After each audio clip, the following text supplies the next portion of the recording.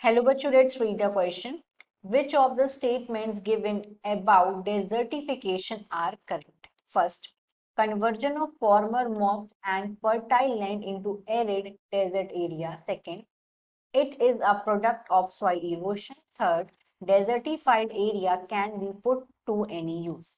Question में बोला गया कि कौन सा स्टेटमेंट यहाँ पे करेक्ट है डेजर्टिफिकेशन के लिए। फर्स्ट स्टेटमेंट है कन्वर्जन होना फॉर्मर मोस्ट सॉइल का और फर्टाइल लैंड का एरिड डेजर्ट एरिया में। सेकंड है ये प्रोडक्ट है सॉइल इरोशन का।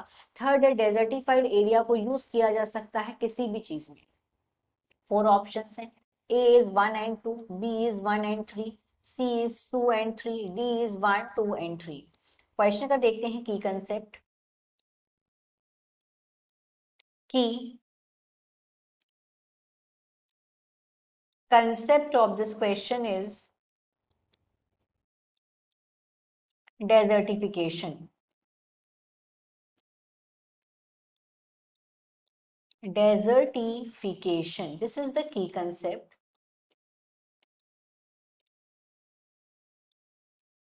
डेजर्टिफिकेशन का मतलब होता है एक ऐसी प्रोसेस जहां पे कन्वर्जन हो रहा है एक फर्टाइल लैंड का फर्टाइल लैंड या फिर फॉर्मर मॉश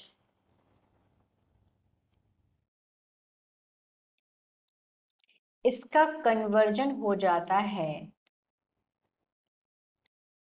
डेजर्ट में। इस प्रोसेस को बोला जाता है डेजर्टिफिकेशन। एक ऐसी प्रोसेस जहां पे डेजर्ट का फॉर्मेशन हो रहा है, इसे डेजर्टिफिकेशन बोलते हैं। अब desertification what is the reason behind it? तो इस डेजर्टिफिकेशन में अगर हम ह्यूमन एक्टिविटीज की बात करें कि ह्यूमन एक्टिविटीज इसमें कौन कौन सी हैं, तो डिफॉरेस्टेशन,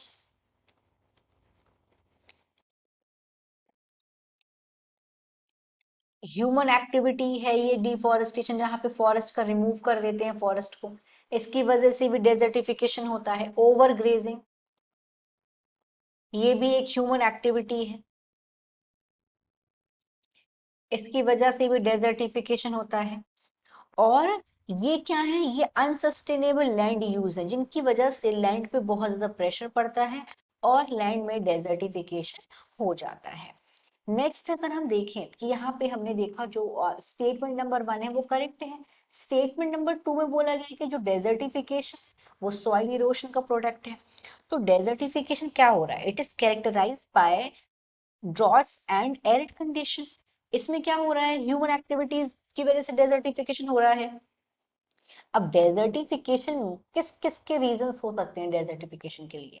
एक तो land degradation, land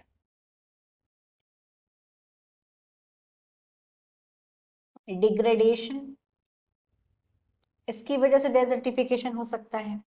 soil erosion,